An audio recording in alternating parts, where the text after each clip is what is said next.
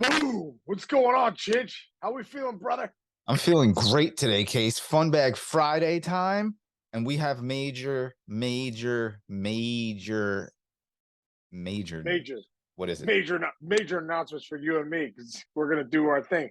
We're going 5 days a week starting next week. We're gonna we're Let's gonna go. strap it on Monday, and we're gonna deliver the goods. Get a little 5 days a week. Bring some Chinch and case action, the mayor's office stuff to Yeah, the people, to the yeah. people, For to the the people, people. and maybe we're crazy because our schedules have gotten so So busy that we're I going know. like in the opposite direction. Normally, it'd be like, oh wait, maybe we should pull back. We're like, no, F it. Yeah. We are going to go 5 days a week and try to kind of rehash it. Uncle Chinchy's going to be Yeah. getting up a lot earlier every day, and we're going to bang Yeah. out our show early in the morning, right when we wake up, right after Case does Yeah. his 5 steps he puts in his journal after he sets the fire in his yard. He's going to be fired up. We're both going to be like, you're going to have your, $10 million cold tub. I will just turn my shower on really cold, and we're going to get after it, dude. That's just because you're scared, bro. You're scared. I'm scared. Scared to get the cold tub because then you actually have to make a commitment to it. Yeah, that's a good point. That's like when you get like a weight set in your basement and it just sits there like with cobwebs on it for the next 5 years until you give it to like Some a laundry. yeah, Got laundry on it. hey, but yeah, I am very excited about this. I think we're Oh, going it's gonna be great, dude. Me too, bro. It's gonna yep, be awesome. We're gonna deliver it 5 days in a row, Monday through Friday. Let's go. let's go. So, with that said, Funbag Friday begins with tonight. There is a man who has already made history a couple nights ago. His name's Aaron Judge. He's very tall. He's about to get very, Incredible. very, very, very rich. He has 61 homers, and he's going home tonight. Yeah. I may go to Yeah. this game. I'm thinking about going to this game. Oh, it's gonna be in New York too, man. Incredible Mhm. season. I think he's changed my vote from Otani to Judge for MVP for what he's Mm. doing. Triple Crown race, 61, going for 62, 63. No PEDs connected to him at all, that's incredible. I just think it's incredible. It's an unbelievable run. It's been so fun. I got to know Judge a little bit. Just a great guy, great ambassador for the game. And he's a gamer, man. And I'm just very excited for him. Excited for baseball. It's great for the sport. It gives reasons for people to tune in, whether you're a Yankee fan or not, just a fan of baseball, to see Mhm. what Judge is doing. It's pretty cool. I was on Toronto radio this morning, and Yeah. they were asking me about, because he did it in Toronto, and I think they were excited too that he did it there. That they were all a part of history. Yeah, that's really cool. So I have a couple points on that. First one is like a great testament to how good of a person it is you can see how much Maris's family respects him. He obviously gave them so much respect leading up to this moment that any interview these folks do who seem like the kindest people in the world, the Maris family, like the Right. greatest people in the world, but they have embraced him because I think of the way he has carried himself and given the respect to their dad, who, by the way, didn't have the toughest. He had a tough career. He had trouble. Like when it was him and Mantle back in the day, everybody who's seen 61, like Yeah, nobody wanted him to do it. He would get they were when booing he him. would He would get homers. booed. Yeah. And so that's a great testament. Number one. Number two, you made a great point.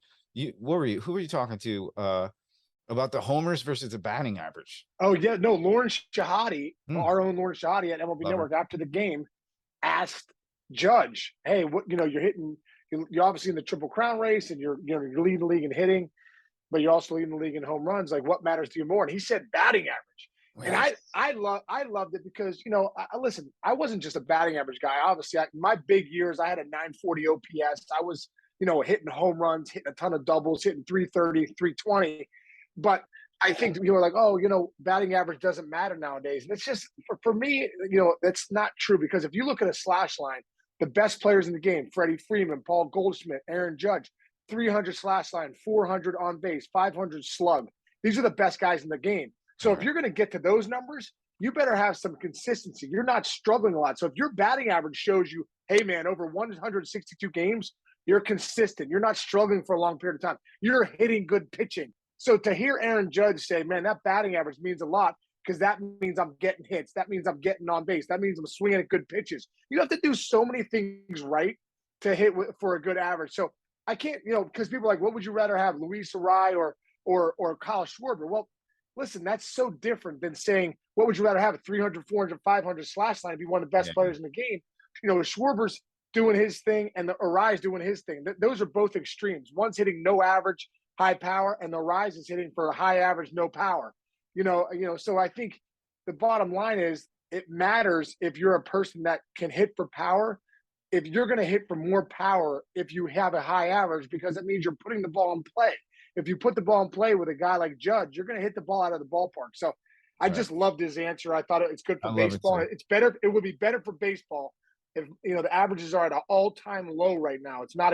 That's not a good look for baseball. Like the ball needs to be put in play more. If it's put in play more, guys are going to have higher batting averages. I love it. That's a great point. That's why you're a great analyst. Hey, I just thought of something. We didn't even prep for this, but this is going to be fun. So tonight's game, Friday night, Yankee Stadium against the O's. Okay.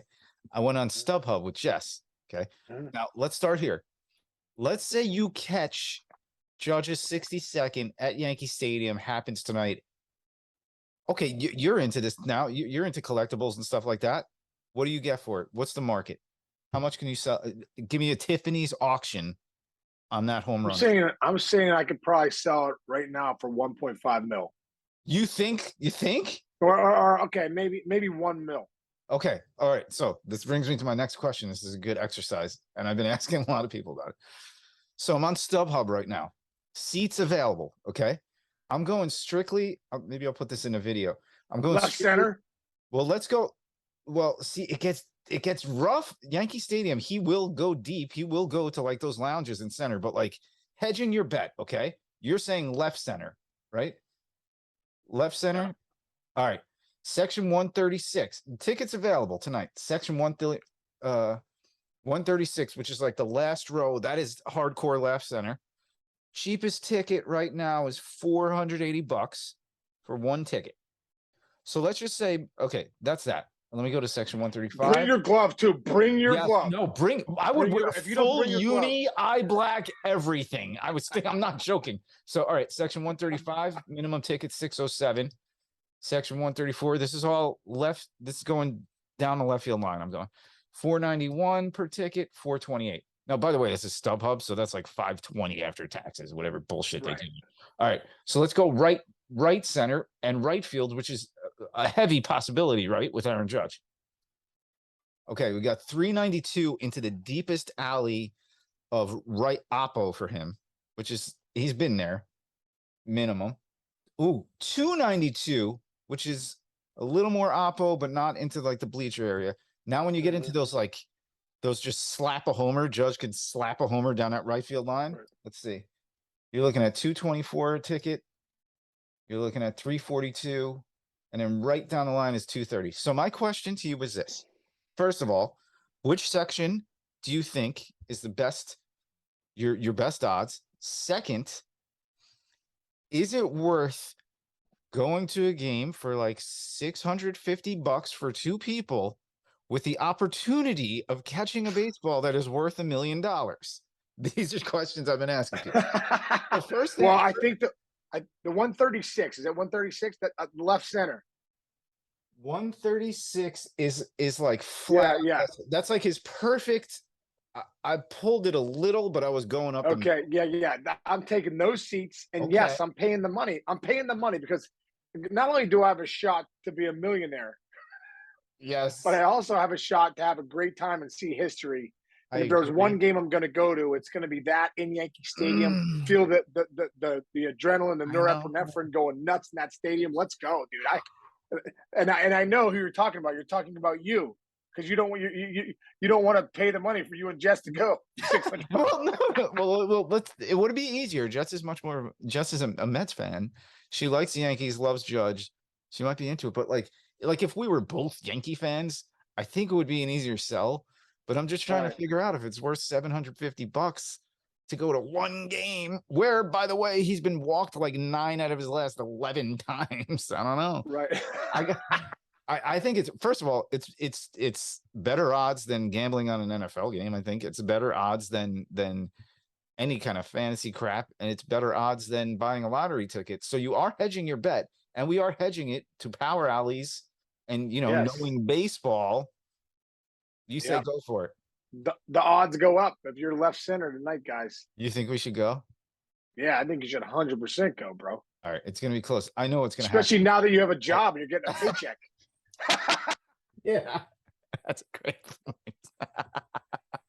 Very, very good point. I can't afford the tickets now. Yeah, no thanks to you fans at home. We need more of you guys. Otherwise, If I'd you were be just doing the mayor's office, I say don't go, bro. You can't afford it. You got to pay the bills, the electrical work. no. I know. All right. Yeah, I know what's gonna happen. I know we're gonna wind up not going for some reason, and I know I'm actually gonna screen grab. I will screen grab every seat that I'm looking at tonight. And oh my God, Sean, we might have to have an emergency weekend show so you can talk me off from jumping off a bridge if he hits it into a seat that I chose not to buy. I swear to Might have to have an intervention. I know. All right. Well, that was a good side. That was a good side story. All right. Let's keep it in baseball. Let's keep it. It's races, man. Races. Yeah. Where do you want to go first?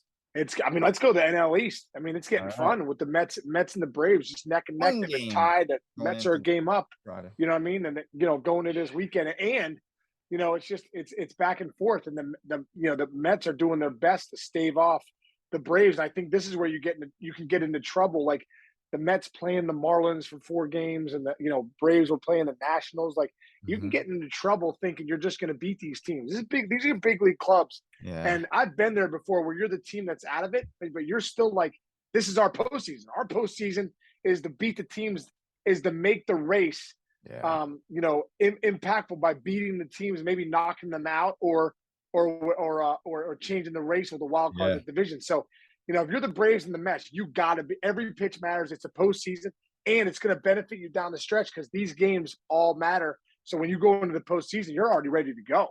Right. The other interesting thing, and this goes to every fan who always says the playoff structure in any sport needs to be fixed. Everything's just an enhancement because you could actually wind up with a team this year with 100 wins, not really be in a really good spot in the playoffs. Like you really could. You could be 100-win team and be like backing into the playoffs. Isn't that crazy? Yeah. The Mets and Yeah. Well, yeah, I'm looking at the wild card. that's what happened. That's what happened last year with the Giants Dodgers. Remember, Dodgers won 106 games with the high seed in the wild card. Yeah, last exactly. year. Exactly. And then they got bumped off. Yeah, let's just say Atlanta gets that. Let's just say Atlanta gets the first wild card with 101 wins. They might, or 100 something. Somebody's going to wind up with more wins than the Yankees and be in a shitty position going into the playoffs. But hey, you're in at least. It's better than that. What was it, Dodgers Giants that one year when they decided to make the wild card? Like you win, like imagine winning 102 games and not making. That was last. Well, that was last year. Happened right? last year too. Well, no, but Remember, oh yeah, well, the Giants won 107. The Dodgers won 106. Oh, that's right. That's right. Yeah, that's messed up, man. Incredible. Yeah. Incredible. Anyway, so we got that going. Let's look at the other wild cards. I mean, dude, the Braves, the Braves and the Brewers are coming for the Phillies. They certainly are. The Padres are starting to make a push, but the Phillies are the Brewers are right there. They're game back or half game back or something. Half game back. They're right there. Friday. This is crazy. Yeah, Philly, San Diego, Atlanta, Milwaukee. You have to add the Mets to that because you don't know if the Atlanta is going to pass the Mets. This is what we love. Yeah. This is what it's all about, man. Yeah, well, let me ask you this. Fun. As a player, so you did this. You talk to me about get me in the locker room. Are you running in after the game to look at the other ones? Are you getting scores during the game? Take us inside that. What Well, you're scoreboard watching, because you at the games you are 100% scoreboard watching. So when you're on the field, you're looking up. You're like, okay, like we're winning. If you're the Mets, you're looking up. Okay, the Braves are losing in the 6th. We're losing right now. Come on, guys, we got to get going here. We got to get guys on base. There's definitely more of a, you're definitely scoreboard watching. No doubt about it. I don't care if anyone says, no, we're just taking care of our business. Yeah, you need to take care of your business, but you're still scoreboard watching. I love it. All right, here's my next question. And I'm sure this has happened to you before. You're playing first base for the Braves tonight. It's the 2nd inning. You're got your mitt. You look up at the scoreboard and you see it's 9-0 Mets playing somebody in the 2nd inning. How do you have to refocus and concentrate? Does it affect you? Does it affect how the game is played? Does it affect anything? And I know these are, I think I know some of the answers to these questions, but I want to hear it Well, from the I ball. just think it just means you have to stay locked in. Like you can't. The second innings is as important as the ninth innings. So, because sometimes the problem with all this stuff is, as a player, you start to look back in April. You go, oh my God, we gave away 4 or 5 games, April, May, June, just not really being locked in, thinking the rest of the year. Now here you are, you're a half game up, all this stuff, and you're like, oh my God, now we cannot give a pitch away. We have to, you have to get locked in like these are postseason games. Right. They're postseason games. So I think that's the biggest thing is you're a scoreboard watching, but you're like, we need to take care of control the controllables. Take care of what you need to take care of. That's the most important thing. Yeah, I love it. This is getting me excited. Weather's getting cooler. This is baseball. Yeah, it's nice, man. This is baseball. The fall's in the air, a little briskness out there. Love it. Yes, very cool. Okay, hey, so last point, we want to give we do this a lot with thoughts and prayers, man, but shoot, thoughts and prayers to everybody that's going on dealing with this hurricane. This is a terrible thing going on. I mean, a lot of really first line, front line people running out there trying to help everybody, but I think we're moving on to that just because we've had experience with it. Everybody's had experience with it.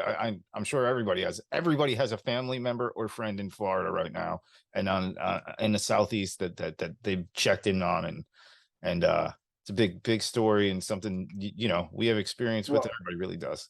They're talking about Hurricane Ian too, maybe hitting Atlanta where they have to postpone that series or maybe switch the series or whatever. So it's definitely affecting baseball too. But I've been through Hurricane Wilma when I used to live in Jupiter, Florida, 2005 in the off season, bro. We had the hurricane shutters on the doors. We had 2 kids at the time, Andrew and Jake, that were like so little. I remember we had a total blackout. The power went out. I remember feeding the kids like Cheerios, and I remember it, bro. It sounded like a freight train coming through the house, Chinch. The power of a hurricane, especially I tell you, it was a Category 5 when it hit. Wow. It was incredible. And then I remember being like, wow, this is so eerie being in here. It's pitch black in the house. Yeah. I remember opening a side door of the bathroom. I had to hold it like that. I could barely hold it, but looking out to see the trees. There were palm trees, literally parallel to the ground. Yeah. Parallel, like all the way parallel to the ground. It's incredible. And I remember coming out in the eye of the storm. All the neighbors came out. It was really an eerie thing. You're like, wow, what's going on? Must be the eye of the storm. So you go outside because you obviously no electronics worked at the time. We didn't really have the cell phones you have now. So we went outside and like all the neighbors came out. Hey, is everybody good? Everybody good? Well, the hurricane, it swings back around, bro. You get back in your house. You can feel the wind picking up. And then it came in the back part of the house. Oh my God. Dude, and it took my screen on the pool, just went everywhere, bolts coming out. It's just crazy. And then it came in the backside of the house, dude. Like it literally sounded like a freight train coming through the house. So it's a scary thing, man, being in those hurricanes. And I think it was the damage afterwards. It wasn't even the damage then. It's the damage afterwards. All the power lines down, all the stop signs down, everything. It's just chaos for a couple of weeks. Oh, there's bridges down. Yeah. There are people that can't get off parts of island areas right now. Also, like you said to that, like it's so hard to put it in perspective and put life in perspective because let's just say right now, like if some kid threw a baseball through your window in your kitchen, how much that would affect you and your family and how much it would in our heads, it's like, oh, it's going to ruin the night. And it's going to take me 2 days to get this fixed. These people, there's homes are gone. There are homes that are gone right now. And these people, God bless them all. I mean, seriously. It's devastating. Yeah. What just shows you how powerful Mother Nature is. Like when it gets going, it's a scary thing. And then I hope that, obviously the frontline people out there, they're lining up trucks to get out there to help out. And, just prayers go out to all the families that are affected by it. Yeah, and like you said, the reason we brought this up was because we were looking at the game schedule before we came on today, and it's like, oh wow, Atlanta might have to move that game. Obviously, you've been a player, you've been a part of it. You were part of 9/11. Obviously, that's right. Not much more than that. Obviously, that gives you guys who are getting paid the money, who are playing the games. There's a big time perspective. You're probably not These guys probably aren't bitching and moaning that they got to travel differently or whatever. they're No. locked in and they care about what's going on just as much as everybody else. Safety's first, man. We're human beings first. The games can wait, and make sure everybody's safe first. Yeah. All right. Well, Yeah. again, thoughts and prayers with those folks, and we're hoping for the best possible case scenario with that. Yeah. That's that. But that said, so we are, like we said, we're coming back. We're coming back 5 days a week starting next week. So look for it. Look for it. We'll have to change the name, Chinch. It can't be like Funbag every day. No, it can't be Funbag every day. It could be like The mayor's office presents. Yes. Chinch in case uncensored. Yeah, actually, that's a great question to bring up to our fans. Please chime in with answers to this because, now when you log on, you see it says episode 122/Adam Dunn. I don't know what to do anymore. Do I just put the number up there? Just episode 121 will be next week, or give us some creative tactics as to what we should title each day. Not Monday or Tuesday, but maybe do I title it with something we're covering each day? Episode 121, the playoff pushes on. What do we do? Yeah. Oh, good point. Something like good that. point. You know what I'm saying? Yes. Now, Chinch, I don't think you're gonna have to write out your paragraphs like you do, because that's a lot of work that you do putting together like what's going on. Thanks, man. Give the headline. Yeah, okay, that's good to know. Yeah, I won't do that. And hey, by that's the way, less work too. And by the way, nobody go jumping off